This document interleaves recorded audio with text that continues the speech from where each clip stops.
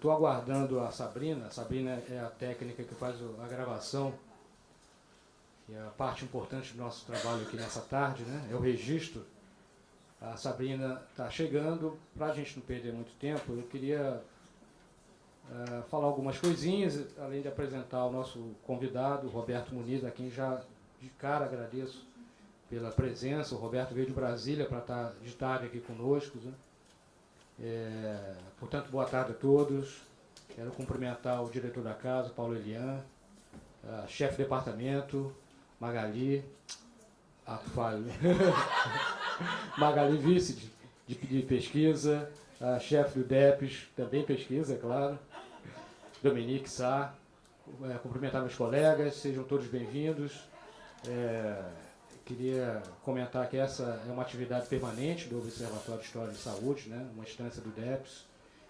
Conversas Contemporâneas tem o intuito de trazer sempre uma temática, digamos assim, mais saliente, né? Uma temática quente no debate público, ou, se vocês quiserem, uma temática que tenha esquentado a cabeça, né? Não há nenhuma dúvida de que o tema que está hoje em pauta, nessa tarde, é um tema que tem nos esquentado bastante a cabeça, né?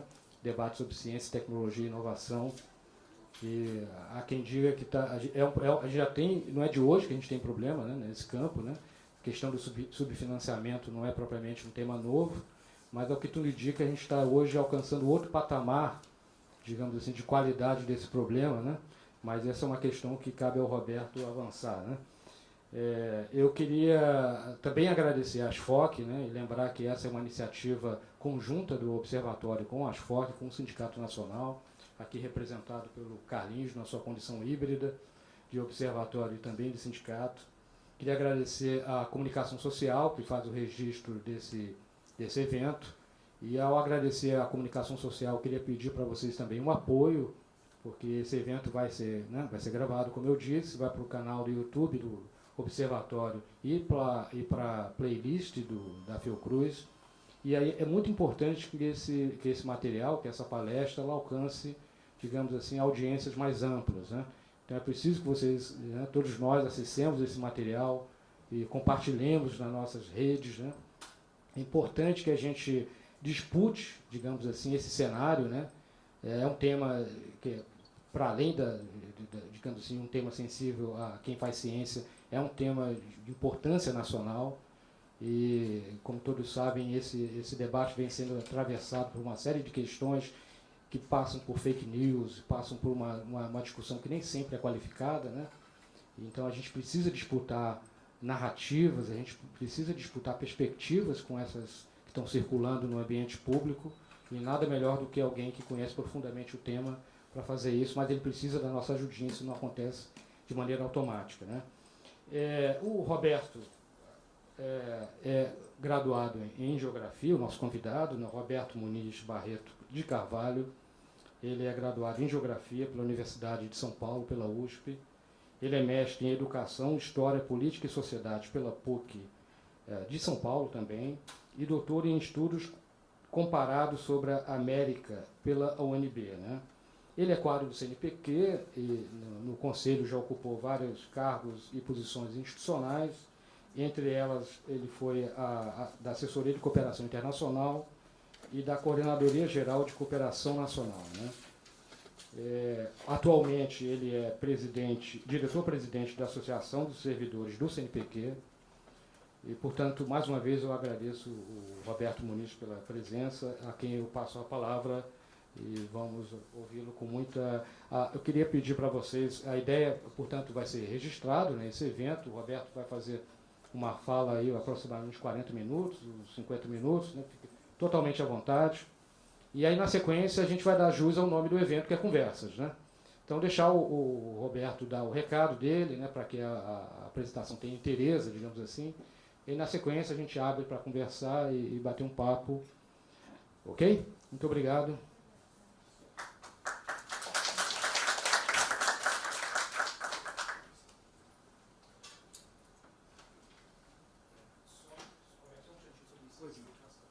Boa tarde a todos e todas. Vamos aguardar só a parte técnica, então. Está gravando?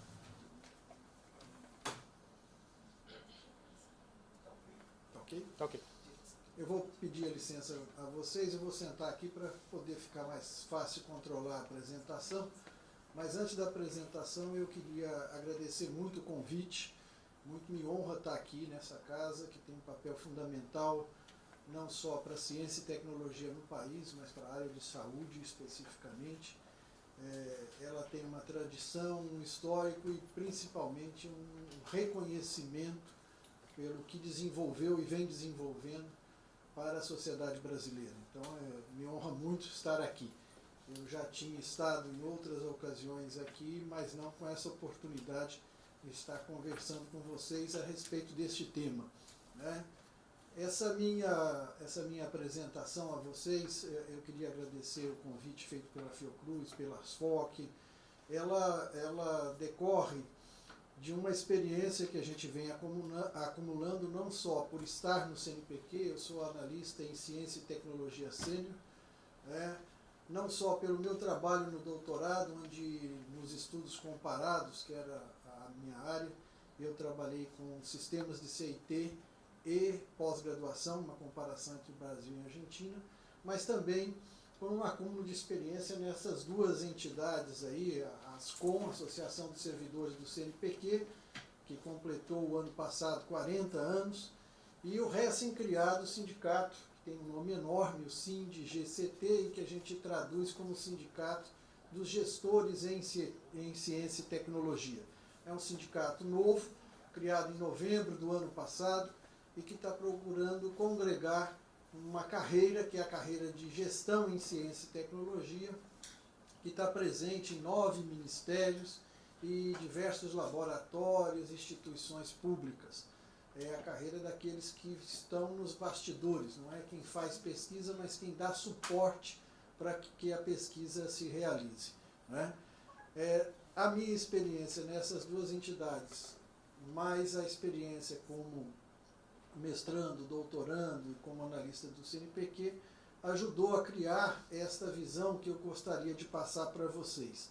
Primeiro, uma pequena explicação pelo título, né? Nós colocamos aqui a crise no CNPq e o Sistema Nacional de CIT.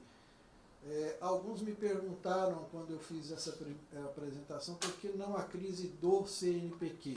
Parece semântico, mas não é. A gente tem uma visão de que essa é uma crise que é construída de fora do sistema e que está atingindo o sistema, né?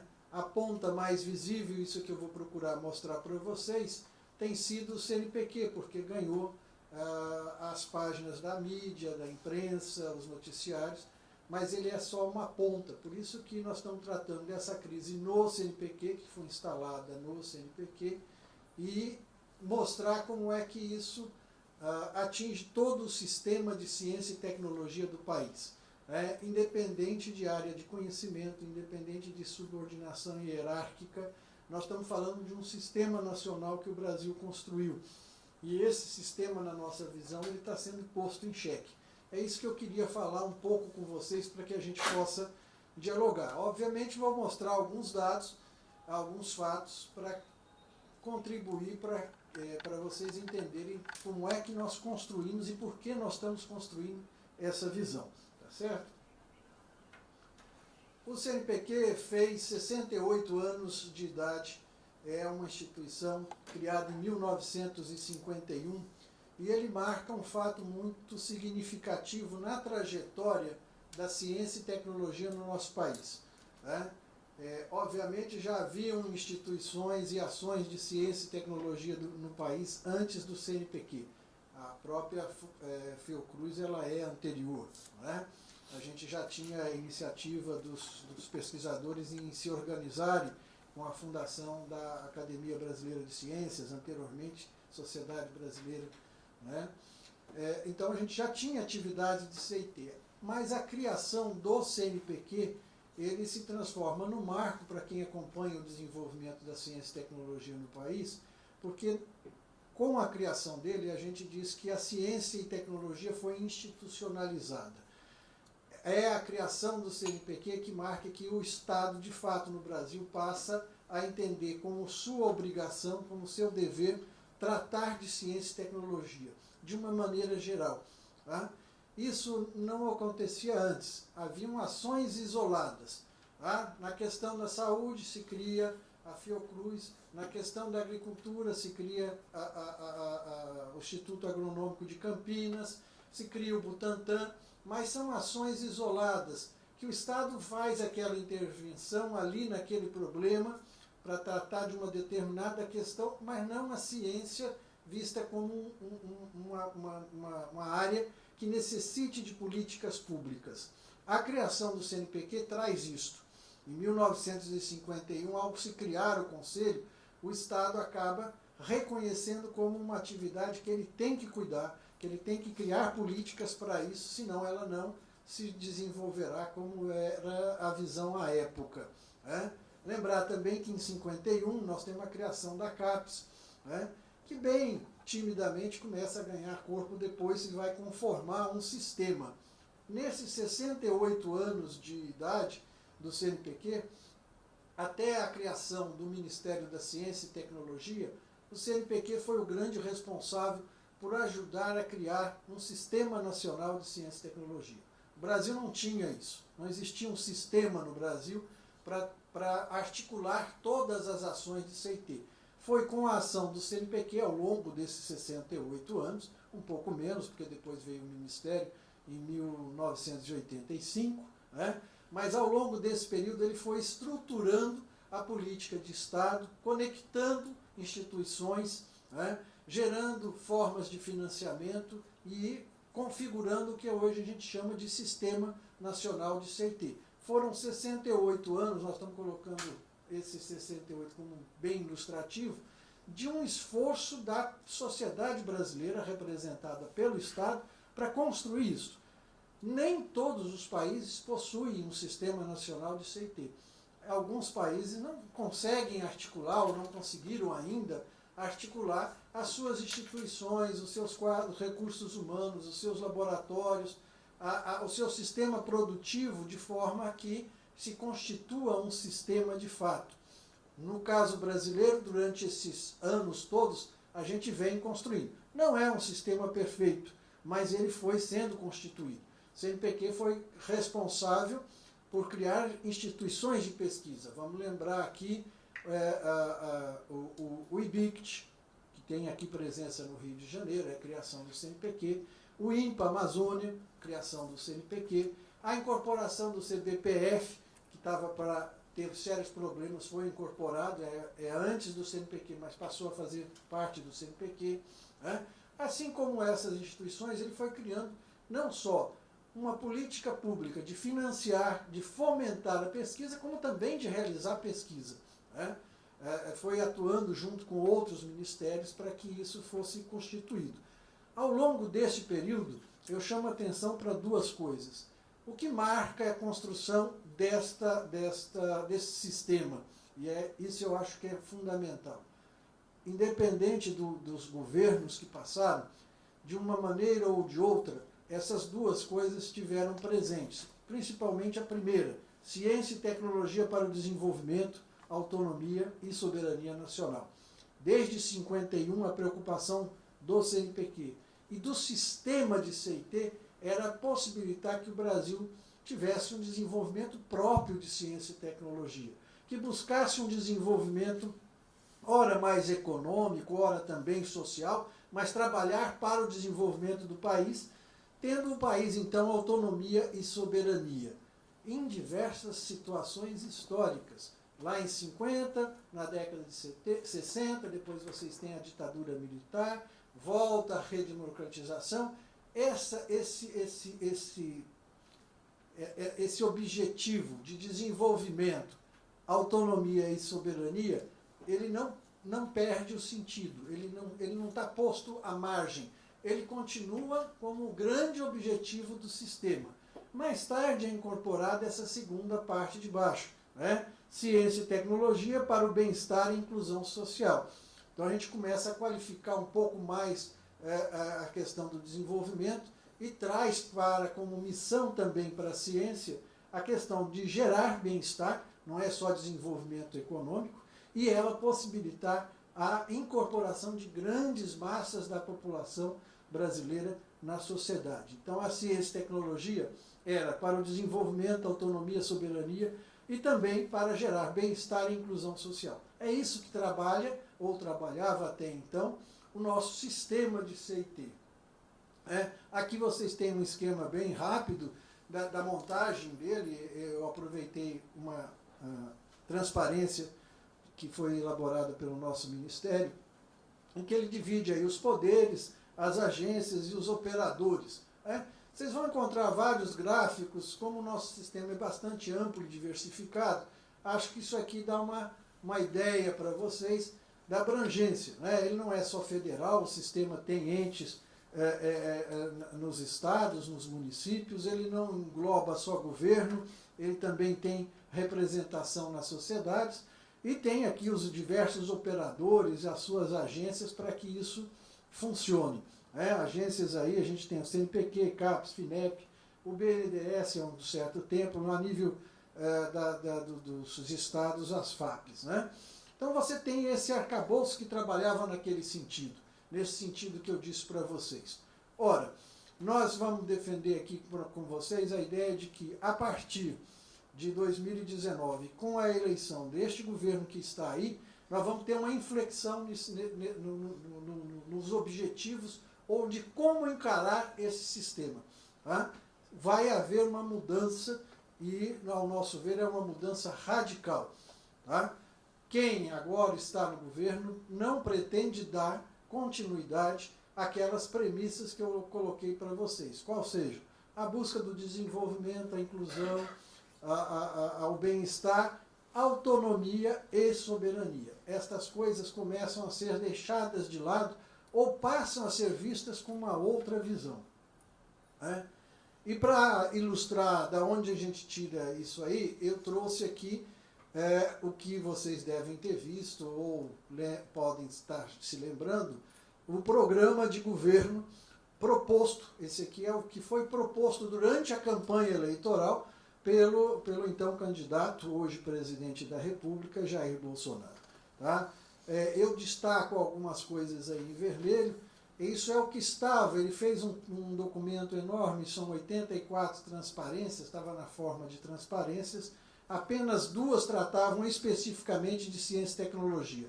Isso aqui é uma síntese que eu encontrei nessa página da CESPO e que eu acho que é fundamental ao que está marcado. Chamo a atenção particularmente para vocês, onde diz lá: o modelo de pesquisa e inovação no Brasil está esgotado. Ou seja, aquele sistema que a gente acabou de fazer referência, esse caminho que a gente estava falando ali atrás, que é uma presença do Estado, organizando as atividades de pesquisa, fomentando as atividades de pesquisa, na busca da autonomia, da soberania, do bem-estar, da inclusão, segundo essa nova visão que agora se tornou governo no Brasil, esse sistema, esse modelo está esgotado. Tá certo? E o que ele apresenta? Ele apresenta para nós uma outra visão, uma visão calcada no empreendedorismo, na privatização do sistema e na sua redução. A área não deveria ser baseada em estratégias centralizadas, organizadas por Brasília, governo federal, e centradas em recursos públicos, que é uma certa tradição nossa. Nós temos crítica, isso temos, mas não neste nível que aqui é colocado. E lá embaixo, eu chamo a atenção da última frase, que é uma das propostas que está vinculada à questão econômica, que é importação de equipamentos para migração para a indústria 4.0, requalificação de mão de obra para tecnologia de ponta e apoio a startups, pequenas empresas de tecnologia. O fim do sistema, o objetivo do sistema, e a gente vai procurar mostrar para vocês, ele deixa de ter a busca em todas as áreas de conhecimento, da autonomia do país, da nossa soberania, da contribuição para o bem-estar. Ele passa agora a perseguir principalmente o que está aí no final, certo? É uma redução do sistema para que ele vá atender a determinados projetos, principalmente projetos oriundos da iniciativa privada e que vá beneficiar a importação de pacotes tecnológicos, a qualificação de mão de obra para saber lidar com esse pacote e muito mais do que desenvolver tecnologia, ciência e inovação próprias. Tá? Então, para nós, e os dados eu vou mostrar para vocês, é isso que vem acontecendo com a chamada crise do CNPq, a crise do sistema de CIT. É porque, na verdade, nós estamos desconstruindo um modelo para reagrupar esse modelo de outra forma. E aí vem o que nós queremos dizer. É um sistema em crise ou uma reorientação do sistema? Eu acho que ele não está em crise. Ele está sendo colocado em crise. Né? Por quê? Porque faz-se necessário uma reorientação, segundo essa visão que nós apresentamos, do sistema. Nesta visão, o sistema é muito grande, o sistema é muito pesado, o Estado não tem que estar presente, tem coisas que a gente faz que não deveríamos estar fazendo, que não precisa ser feito, e por isso ele precisa ser reorientado. Uma forma de reorientar isso é deixar acontecer algumas situações, aproveitando não coisas que foram desenvolvidas agora, porque ela já vem de um certo tempo, mas aprofundando isso. Aprofundando o quê? Primeiro, uma redução drástica dos recursos orçamentários e financeiros, que é o que nós vemos no caso, por exemplo, do CNPq de maneira mais gritante. Né? É claro, o orçamento para o CNPq, para o MCTI-C, né? Ele não é de hoje. A gente vai ver alguns gráficos que ele começa lá em 2016, tem uma queda muito acentuada em 17 e 18 e agora vem para cá. Né? Mas a partir deste governo, esse enxugamento dos recursos se torna mais dramático ainda. Nós vamos mostrar alguns gráficos. Então a primeira coisa é reduzir o tamanho do sistema através dos recursos. Há uma redução drástica dos recursos humanos para a CIT. Não só do quem está operando o sistema, quem faz parte do sistema, mas na formação de novos recursos para entrar aí. Vamos pegar a parte de quem está hoje nos institutos de pesquisa, que eu acho que é muito parecida com a situação de vocês aqui no Ministério da Saúde. Os nossos quadros estão envelhecendo. Tá? Cada vez mais, a média de idade do servidor que atua, tanto na área de gestão, na área tecnológica ou na área de pesquisa, ele vem subindo. E a gente não tem tido concurso para renovar este quadro. Não significa que envelhecer seja ruim para um pesquisador, para um tecnólogo, para um gestor já complica um pouco, mas mesmo assim. O que complica é que nós não temos uma oxigenação do sistema, né? Ainda mais que esse sistema, além de não receber quadros novos, está perdendo continuamente gente altamente qualificada porque não há incentivo para que eles continuem nessas instituições. O maior fator de expulsão de mão de obra é a expulsão, agora já consolidada, é a reforma da Previdência. Né? Quem estava aí e pensava ficar mais um pouco, hoje já não quer ficar com medo de perder as poucas coisas que ainda estavam garantidas. Então nós temos uma verdadeira fuga e no lugar não está sendo colocado ninguém. A formação de recursos humanos para a ciência também está sendo duramente atingida. Basta ver a redução das bolsas de mestrado e doutorado, pós-doc e outras que a gente vai apresentar. E por fim, um outro processo que a gente vem assistindo, também a gente está sempre situando a partir de 16, em alguns casos 2015, mas de lá para cá, que eu chamei de pauperização dos laboratórios e infraestrutura em CIT. Tá? O governo parou, ou não está quase investindo nada, na recomposição dos seus laboratórios, em equipamentos, prédios, né? E isso, com o tempo, essa coisa se desgasta. Os nossos equipamentos vão ficando obsoletos, não tem manutenção, não adquirimos coisas novas, não desenvolvemos, e aí os institutos, particularmente os do MCTI, vocês devem ter também aqui um processo parecido, começam a perder capacidade. Não por conta própria, porque não tem condições de trabalhar e acompanhar, mas porque tem uma política que vai fazendo que você vai sendo lentamente se tornando obsoletos. E aí vocês têm um gráfico de investimento só do Ministério, vocês observam, de 2005 a 2018, a evolução dos investimentos em CIT. Resultado aqui, eu não estou falando nem do que foi gasto, né? Isso aqui é da LOA, Lei Orçamentária. Né? Vocês vejam aí as perdas e vejam que o último ano é menor do que foi investido em 2005. Isso é muito sério. Né? Por quê? A gente está investindo menos do que uma situação em que o país, é como se o país estivesse parado. Né? O Ildeu Moreira e a academia têm dito isso. Em ciência e tecnologia, de maneira geral, a gente não para. Por que a gente não para? Porque os outros continuam andando. Então, quando você é forçado a parar, a deixar de produzir, você, na verdade, está retrocedendo, porque o resto do mundo está andando. Né? Então, voltar ao nível de orçamento é desconsiderar que os outros continuaram investindo e a gente não investiu, e é desconsiderar que a nossa própria demanda cresceu, que é o que eu vou procurar mostrar para vocês. Né? Aqui, de novo, alguns gráficos. Vocês têm aí esse primeiro gráfico. A linha vermelha em cima é a somatória do Ministério, do CNPq e do FNDCT. E aqui embaixo, cada uma com a sua corzinha, as outras em separados. Observem a linhazinha azul do FNDCT. Vejam lá a queda que ele tem a partir de 14 para cá. Do outro lado, nós temos um outro gráfico que está mostrando os desembolsos anuais do CNPq, CAPES e FINEP. Vocês veem que aqui do lado de cá não tinha nem CAPES nem FINEP, mas o gráfico é o mesmo. Né?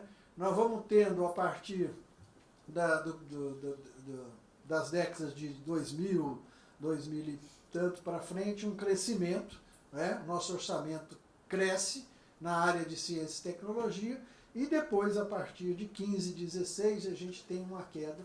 Ela se acentua bastante a partir de 17 e 18. O que acontece principalmente a partir de 17 e 18? Um dos fatores, e a gente já falou muito disso e depois agora anda um pouco esquecido, é a famosa PEC do teto de gastos. Né? Ela está presente. A gente já tinha alertado a sociedade brasileira do que significaria esse bloqueio, essa amarra nos gastos do governo federal. Nós estamos já vivenciando isso plenamente através dos recortes de custos e gastos. Né? E os recursos do governo? Bom, aquilo ali a gente está falando em milhões, bilhões, né? Como é que fica a nossa área no montante dos recursos? Eu trouxe esse gráfico só para situar aí, porque muita gente está tendendo a entrar num canto de sereia de que o governo brasileiro não tem recursos, né? Que nós não temos recursos suficientes para bancar a máquina do Estado, que a gente não tem recursos para pagar servidor, que a gente não tem recursos para infraestrutura, não tem recursos para nada. Né? Esse é o discurso que vem sendo feito. Esse gráfico mostra a coisa de um pouco diferente. É verdade que existe uma crise, essa crise existe. Né? A tendência é diminuir a arrecadação de impostos e, portanto, os recursos do governo, mas, entretanto, a gente o que tem é uma péssima divisão destes recursos entre as áreas do governo. Tá?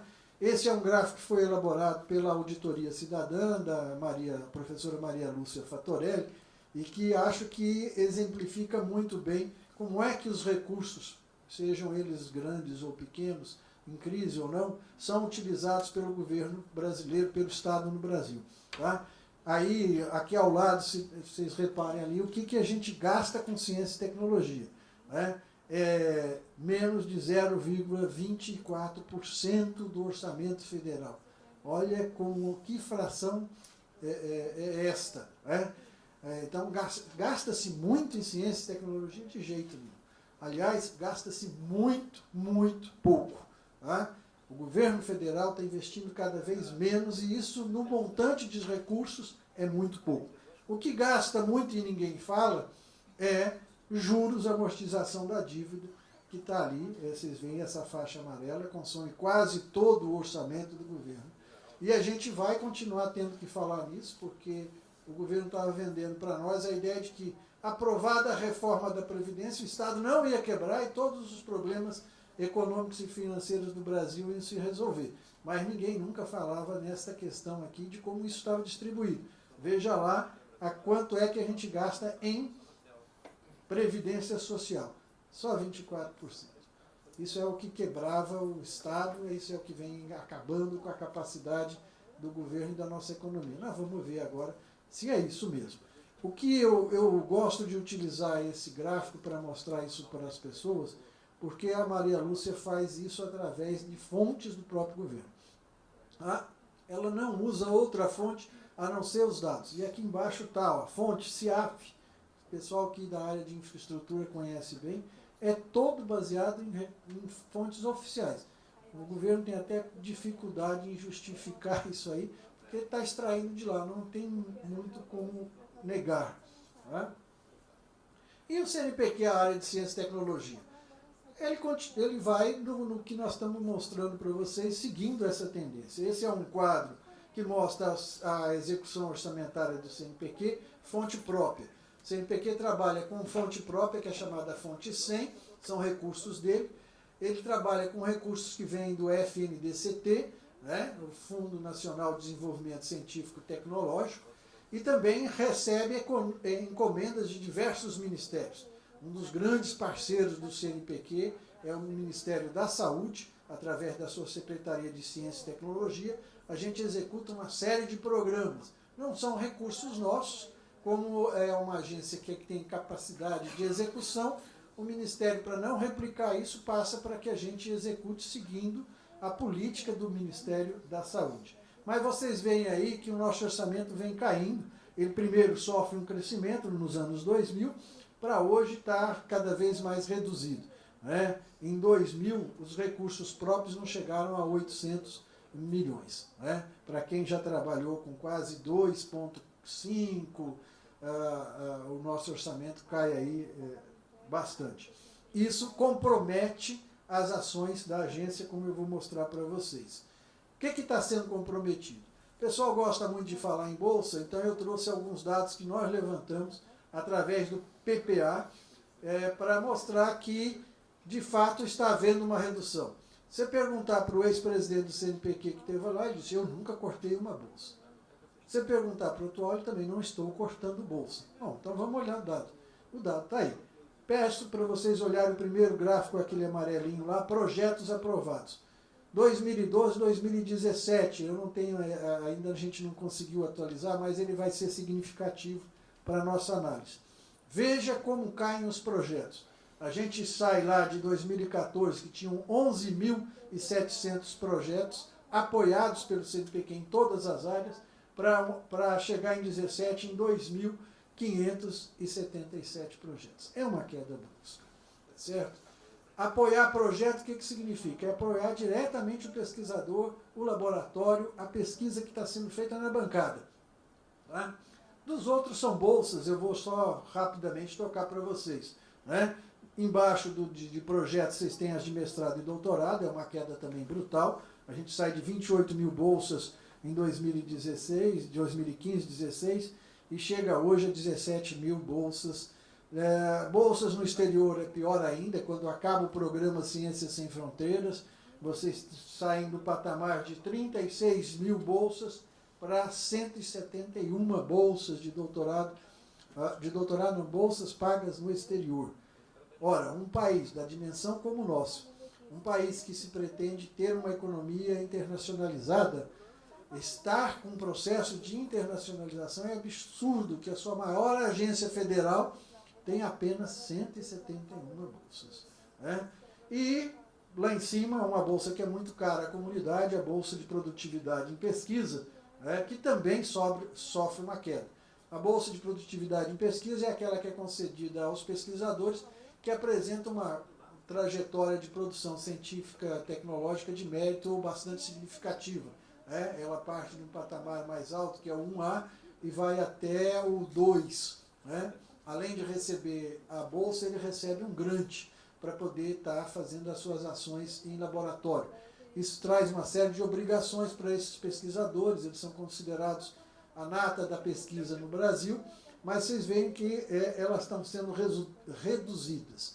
Esses números todos de 2017, o que aconteceu com eles em 18, 19, etc. em grande parte foram reduzidos, os de projeto reduzidos significativamente, e as de bolsa, na sua grande maioria, congeladas. Tá? Vocês não vão ter grande alteração. Por exemplo, as bolsas de produtividade continuam sendo as mesmas 14 mil. Ah, mas não tem pesquisador produtivo aparecendo no sistema? Tem, e muito. Não estão surgindo novas? Tem, e muito. Nós fizemos toda uma política de formar quadros, de investir em formação de gente altamente qualificada, só que não tem bolsa. Certo? Quem está dentro do sistema dificilmente sai, e o novo não consegue lugar. O que significa isso? Não há renovação do sistema. Tá? O nosso sistema não se expande e não se renova. Né? A mesma coisa com os outros indicadores aí. Tá? Aqui de bolsa, só para vocês terem noção de valores, né? Como é que esse quadro se modifica ao longo do tempo. Né? Hoje a gente está lá com um recurso de 784 milhões pagos em bolsa. Este é o recurso que provocou toda essa crise das bolsas no CNPq. Né? Esse foi um recurso aprovado no orçamento de 2019, deste ano. O orçamento do governo é sempre feito da seguinte forma, pessoal. No ano anterior, o Congresso recebe uma peça orçamentária proposta pelos diversos ministérios, isso é consolidado pelo Ministério da Economia e é apresentado ao Congresso agora, como foi apresentado ao Congresso neste ano.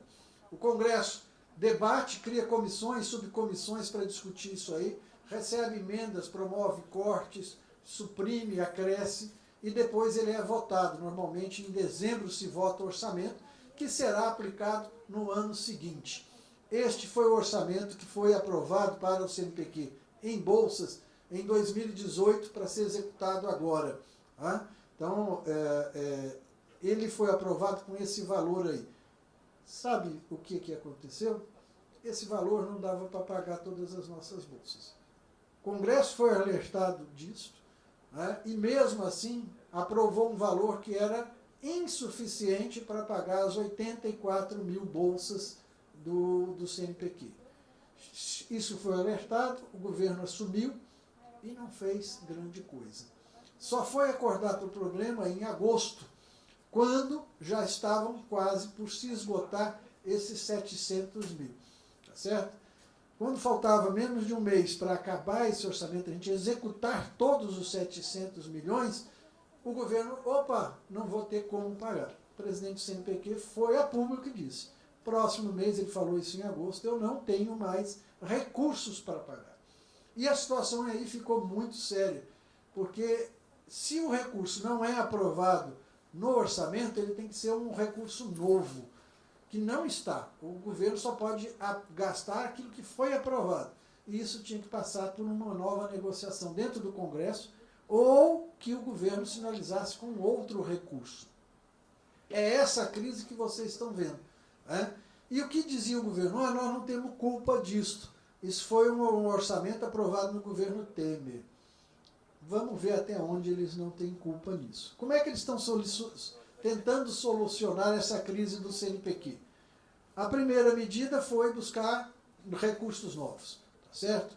O Congresso se dispôs a fazer isso, mas efetivamente não realizou. O que o Congresso acabou realizando? Através de uma iniciativa do Rodrigo Maia, após receber um abaixo-assinado da SPDC, após receber todas as entidades científicas lá, estava eu e o Paulinho, que está aqui, bom te ver, Paulinho, entregamos lá na mão do Rodrigo Maia, e depois de pressionar ele se comprometeu a buscar esses recursos. Eram 330 milhões, pessoal. Faltavam 330 milhões para fechar a folha de bolsistas do CNPq. A solução encontrada pelo Rodrigo Maia, nós falamos com ele, depois fomos falar com a líder do governo na Câmara, a deputada Joyce, e o compromisso deles era que até o final do mês de setembro eles trariam a solução para nós. Rodrigo Maia encaminhou a revelia das entidades, um pedido ao STF para a liberação de recursos da Petrobras, o que de fato foi realizado, mas, entretanto, não foi ainda concretizado. E no valor de 250 milhões. não dos 330 que o CNPq precisava. Para honrar a folha de agosto, que é paga em setembro, o que o CNPq fez? Ele descontingenciou, foi aceito pelo Ministério da Economia, parte do seu orçamento em pesquisa, em fomento, para poder pagar a bolsa. Então a gente escutou de um diretor da casa a melhor definição do que está acontecendo. Nós estamos vendendo o almoço para poder pagar o jantar. Nós tiramos da parte de fomento, que nós íamos precisar disso aí para pagar editais, auxílios, congressos, apoio a publicações, para poder pagar um mês de bolsa, são 82 milhões. Tá? Enquanto isso, nós estamos esperando o recurso do STF para chegar lá. Neste meio do caminho, o nosso ministro, Marcos Pontes, vem à imprensa e diz: eu não sei se eu vou poder usar os 250 milhões para pagar as bolsas do CNPq. Eu tenho que honrar os compromissos, por exemplo, com o projeto Sirius. E aí nós ficamos pasmos. Ué, e agora? Vai chegar final, nós estávamos todos com medo dos nossos bolsistas não receberem agora em setembro. Achamos que outubro, novembro e dezembro estava tranquilo que vinha os 250. De novo nós estamos na berlinda. Primeiro porque foi autorizado, mas não se concretizou. O dinheiro não chegou. E o próprio ministro não tem certeza se ele pode utilizar todo esse recurso para pagar os bolsistas. Isso nos levou a perguntar como é que um país que chega a ser a 9ª economia do mundo, né, que tem ainda a geração de riqueza, não consegue viabilizar para a sua principal agência de fomento 330 milhões. Isso nunca aconteceu nos 68 anos de história do CNPq. Nós já tivemos redução de bolsa, nós já tivemos dívida com editais que não foram pagos, mas bolsistas nunca. Atrasava a bolsa, mas nunca deixou de pagar. Como é que esse governo, como é que o Estado brasileiro estava deixando acontecer isso? Por quê? Estava gerando uma comoção na sociedade, um abaixo-assinado que em menos de 2 semanas nós estávamos chegando na casa dos 900 mil, quase 1 milhão de assinaturas, em menos de 2 semanas. Por que o governo deixa isso se ele gasta muito mais em qualquer outra besteira? Qualquer outra besteira. As viagens internacionais do presidente ultrapassam esse valor. Qual é a lógica do governo deixar essa situação chegar no ponto que está e que ainda não foi sanada? Isso para o ano de 2019, que eu vou falar para vocês rapidamente da questão do orçamento do ano que vem. A única conclusão foi olhar aquilo para trás. Começar a pensar qual era a proposta deste governo. Ora, ele não está querendo fazer esse pagamento, ele não está se empenhando porque tem uma orquestração, uma nova visão do que é o sistema. E aí, uma das pontas que precisam ser, vamos dizer, mortificadas, para não dizer atacadas, é o CNPq. Por quê? Porque ele é o braço do Ministério, é o braço do Estado que executa a política em CIT. Sem o CNPq, o Ministério perde a possibilidade de executar a sua política. Ele faz alguma execução de política? Faz. Mas, principalmente, quem executa a política é o CNPq. Fragilizar o CNPq ou diminuir o CNPq significa reduzir e abalar um dos pilares do sistema. O outro pilar a gente foi descobrir mais tarde, quando a gente começou a olhar para o FNDCT. O que vem acontecendo com o FNDCT? O FNDCT ele ganhou, ao longo dos anos, uma importância muito grande, principalmente quando passou a receber os recursos dos fundos setoriais na década de 90, final do 90. Tá? Hoje o FNDCT tem uma arrecadação prevista de 6 bilhões. Não é 1 bilhão, nós só precisamos de 330 milhões, lembra lá? Ele arrecada por ano, em média, entre 5 a 6 bilhões de reais. Este recurso não vem para a ciência e tecnologia. Via de regra, ele tem sido contingenciado. Aliás, ele nem chega a ser contingenciado num linguajar técnico orçamentário do Congresso e do governo. Antes de entrar para o nosso orçamento, daquilo que vai ser aprovado pelo governo, ele sofre uma reserva de contingenciamento. Se hoje ele tem mais ou menos, vamos fazer o cálculo para arredondar, ele arrecada 5 bilhões, que é a média histórica dele, ele passa a sofrer uma reserva de contingenciamento de 4 bilhões. Sobra para o sistema 1 bilhão, que é dividido em 3 partes. Uma parte para o Ministério, uma parte para a FINEP, outra parte para o CNPq. No orçamento do ano que vem, quanto é que vocês acham que vão vir do FNDCT para todas as instituições que se nutrem dele? Vai bater o recorde, são 6 bilhões. Está previsto no orçamento do próximo ano, do orçamento de 2020, apenas previsto orçamentário, porque o resto vai para reserva e pode sofrer contingenciamento. Apenas 600 milhões. Além de estar fazendo esse brutal contingenciamento, o governo resolveu que este fundo não pode continuar como está. O Ministério da Economia deixou vazar um documento em que ele propunha 2 ações para o FNDCT. Primeira, levar o FNDCT para o BNDES. Segunda, extinguir o FNDCT e transformar ele num fundo patrimonial privado. A primeira opção parece que é a que eles vão adotar, e segundo as nossas informações, eles vão fazer isso por medida provisória. Aí muita gente diz, não, vai sair da FINEP e passa para o BNDES, qual é o problema? O problema é que na FINEP, a FINEP é uma agência de fomento. Ela não é parte do sistema financeiro nacional, ela não é banco. O BNDES é banco. E como banco, ele vai ter que tratar estes 6 bilhões. Isso significa o quê? Não tem mais aplicação ao que a gente chama de fundo perdido, não tem taxa de juros preferencial, vai se exigir garantias, ele vai entrar como um recurso do sistema financeiro, tá certo? Não mais de uma agência. Isso faz com que a FINEP, que é a operadora desse fundo, quebre. Ela deixa de existir porque ela só tem recurso porque existe o FNDCT. Se vocês tirarem o FNDCT da FINEP, a FINEP para.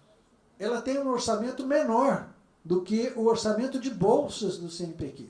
Então, como é que ela vai continuar financiando pesquisa na indústria, inovação, startup, com um orçamento menor do que o orçamento de bolsas do CNPq? Conclusão, nós tiramos o CNPq da jogada, diminuímos ele a ponto dele ficar quase que inoperante, e do outro lado a gente acaba com financiamento próprio. Ora, o sistema tem que ter alguém que faça política, o Ministério, alguém que execute e alguém que financie.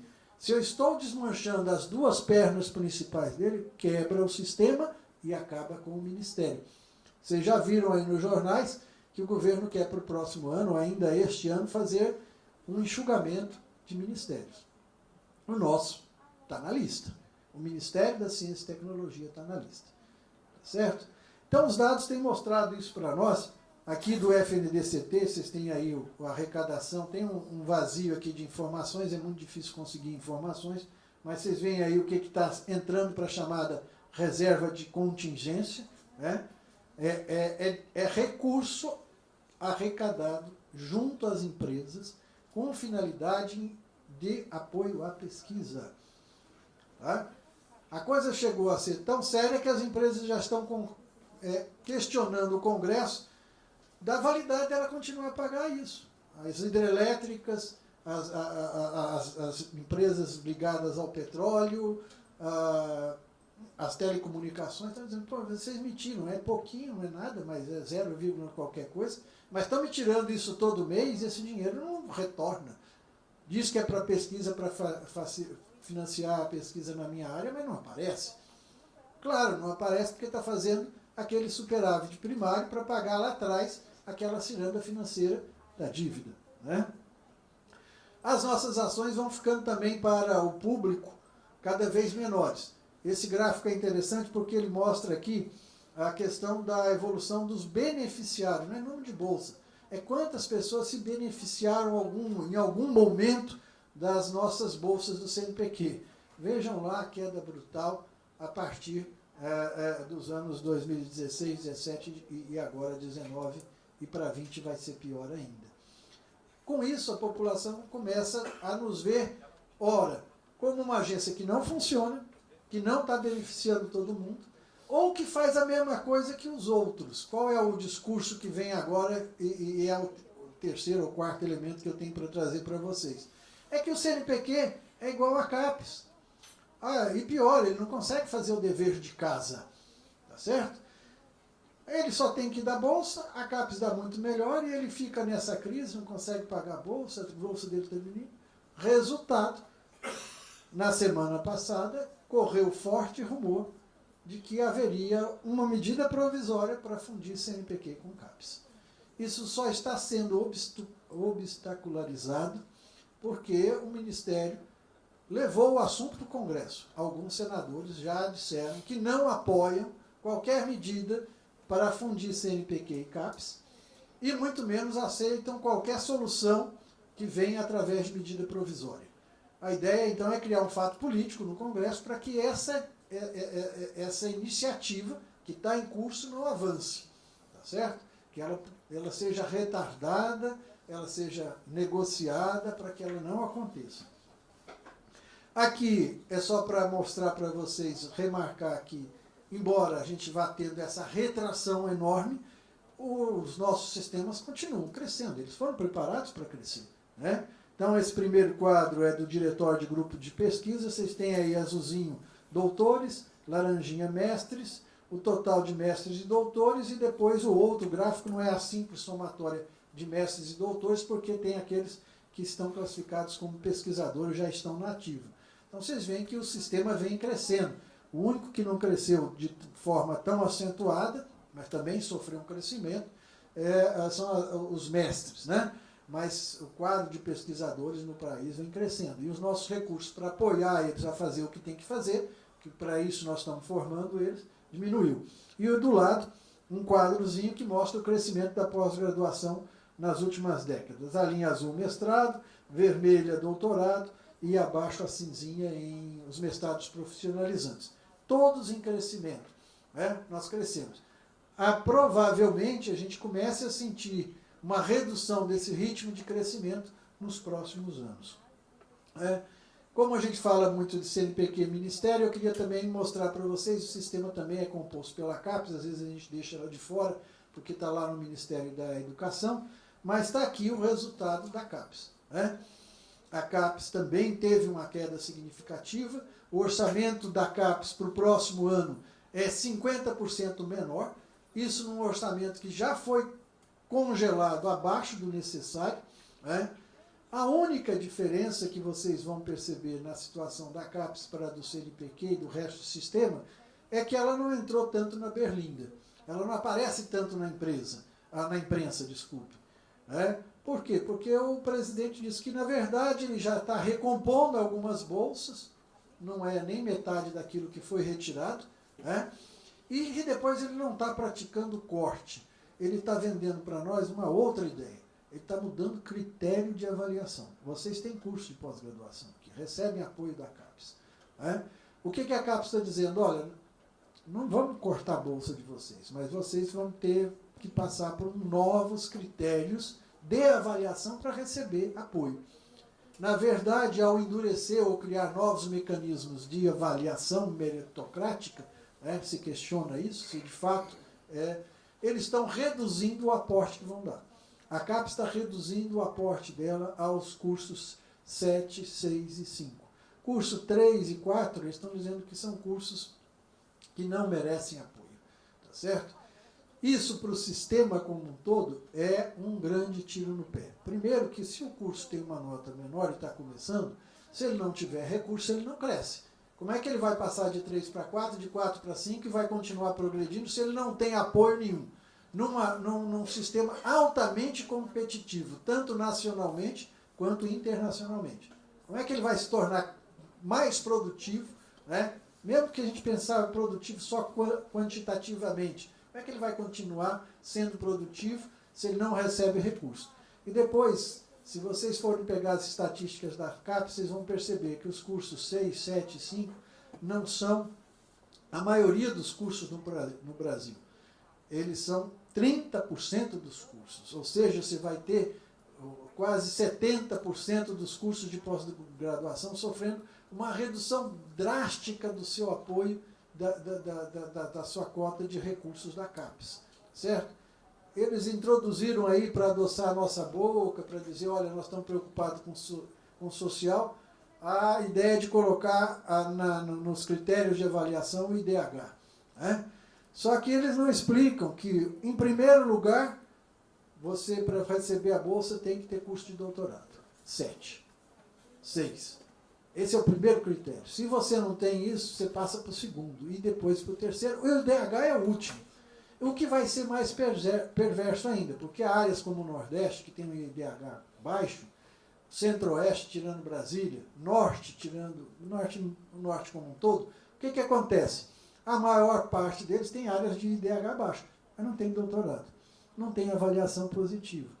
E aí, esses são os critérios que norteiam. Então, não adianta ele ter IDH, é uma área carente que precisa de... se ele não cumpre os outros requisitos que puxam os demais. Então, na verdade, disfarçadamente, se trata de um corte. Né? Aqui, para o ano que vem, né, eu já falei da CAPES, deixa eu só completar dizendo do CNPq. Isso é uma matéria que foi feita no jornal da USP, ela está atualizadíssima, isso não se modificou. Nós vamos ter dinheiro para pagar as bolsas. Na verdade, a gente precisa um pouquinho mais do que eles estão dando para nós no orçamento de 2020. Para pagar todas as nossas bolsas, a gente precisava mais ou menos 1 bilhão de recursos. Eles estão dando para nós 920, 930. Então, fazendo alguns ajustes, no ano que vem a gente paga a bolsa. Entretanto, as outras atividades que diferem o CNPq, inclusive da CAPES, que fazem com que ele se torne uma agência de fomento, elas vão receber essa quantia que vocês estão vendo aí. Menos 87% do seu recurso para fomento. Ou seja, para abrir editais, para fazer concursos, para auxílios, é menos 87%. Tá certo? O que significa isso? Nós vamos chegar naquela quantia lá de mais ou menos 16 milhões. Isso não dá nem para começar. Para mim é muito dinheiro. Para vocês, particularmente, é muito dinheiro. Para quem apoia a ciência e tecnologia, não é nada. É uma migalha. Para vocês terem uma ideia, um dos principais instrumentos para fazer o apoio ao desenvolvimento científico e tecnológico do CNPq é o edital universal. A gente estava fazendo um a cada 2 anos, depois começou a fazer um a cada ano. O que acontece? Para fazer um edital universal, congelado, valor congelado, não estou falando para crescer muito não, o CNPq precisa de 200 milhões. Eu vou ter só 16, para tudo, para o ano todo, para todos os editais. Não vai ter universal, tá certo? Para o maior programa de incentivo à ciência e tecnologia no país, que são os Institutos Nacionais de Ciência e Tecnologia, não vai ter recurso. Nós não vamos ter recurso. Eles trabalham com fomento. Talvez eles consigam manter suas bolsas. Eu não sei se vocês aqui têm, não me lembro se tem INCT junto aqui. Tem, né? Então, bolsa, provavelmente elas vão ser mantidas. Agora, recurso, nós já estamos devendo e não vamos conseguir honrar para o próximo ano. Conclusão disso tudo. Aqui do MEC, da CAPES, né? O orçamento de 2020 tira metade dos recursos para o MEC, não só para a CAPES, mas do MEC, o que significa que o locus principal da produção científica brasileira, que é a universidade, vai trabalhar com 50% dos seus recursos e a CAPES junto, né? E aqui as previsões de bolsa, não haverão bolsas novas. Se isso não é corte, eu não sei o que significa. Né? E eu paro por aqui, só queria fazer o fecho para a gente poder conversar. Então, por que de tudo isso? É uma crise do sistema que não opera bem? Não, eu acho que não. O sistema precisa de melhorias? Claro, precisa. Ele precisa pensar em outras dimensões, como a inclusão social, como a questão da inovação, de uma ciência, precisa. Mas isso não se justifica essa total transformação desse sistema, principalmente apontando para um sistema que vá passar os ativos do Estado para a iniciativa privada, tá? É passar os ativos de vocês aqui, os laboratórios de vocês, né, para a iniciativa privada. Para a OS, no caso das universidades, vocês não viram aqui o futuro, se está aqui. As OS das universidades não vão precisar de CNPq e CAPES. Elas vão buscar o recurso, se é que esses recursos existem, na iniciativa privada para pagar auxílio, para pagar bolsa, né? Já que o sistema não precisa mais fazer disso. A ideia é enxugar esse sistema. Não vai haver mais ações do Estado para ciência e tecnologia? Não, vai haver. Mas para que ciência? Para que tecnologia? Para que áreas? Tá certo? A CAPES já está fazendo, gente, triagem ideológica de projetos. Tá certo? Tem um colega nosso lá da Universidade de Brasília, que já no ano retrasado havia inscrito um projeto de pesquisa dele para um congresso internacional, que por coincidência esse projeto acontecia em Cuba, Havana. Mas era um projeto de engenharia, na área de engenharia das ciências civis, estrutura de prédio, tá certo? A CAPES diz que para Cuba ele não vai, com dinheiro público, mas é um congresso internacional. Não vai. Negou, fechou a questão, não está indo mais, ele não vai. Tá? Havia um congresso brasileiro que se faz todo ano, que discute direito e democracia. A CAPES olhou quem é que estava na organização, olhou o currículo lá de todo mundo, perguntou nas universidades, disse, olha, todos são muito ativistas, vocês estão promovendo ativismo político, não tem dinheiro para o congresso. Tá? Essa é uma das mostras do que vem por aí, né? E é por isso que o ministro Weintraub, o presidente da CAPES, Anderson, o chefe da Casa Civil, Lorenzoni, estão trabalhando para que haja a fusão do CNPq com a CAPES. Porque assim o MEC controla a pesquisa no Brasil. O nosso ministro não faz triagem ideológica. O nosso presidente do CNPq não faz triagem ideológica. Se quer controlar as universidades desse ponto de vista ideológico, como o ministro da Educação tem feito, ele precisa do CNPq debaixo das suas asas. Tá? É essa a realidade que a gente queria trazer para vocês. É isso que está sendo posto em jogo hoje, dentro do Congresso. Né? O ministro, quando levou esse tipo de coisa para dentro do Congresso, ele saiu da batalha dele com o Ministério da Economia e passou isso para o Congresso, e é onde a gente talvez tenha a possibilidade, por pressão das nossas instituições, por manifestação das nossas comunidades, dos nossos representantes das associações e sindicatos, que talvez a gente possa reverter isso. Mas o Congresso também funciona muito olhando para fora. Não basta só ir atrás do parlamentar, é preciso que a gente também se manifeste nos nossos locais de trabalho, nas ruas, para que a gente possa ter isso. Porque senão, gente, a ideia está colocada lá, desde o início. É redirecionar, reduzir o nosso sistema e deixar ele para favorecer certos interesses e não os interesses que estão aí postos desde a criação do CNPq. Obrigado.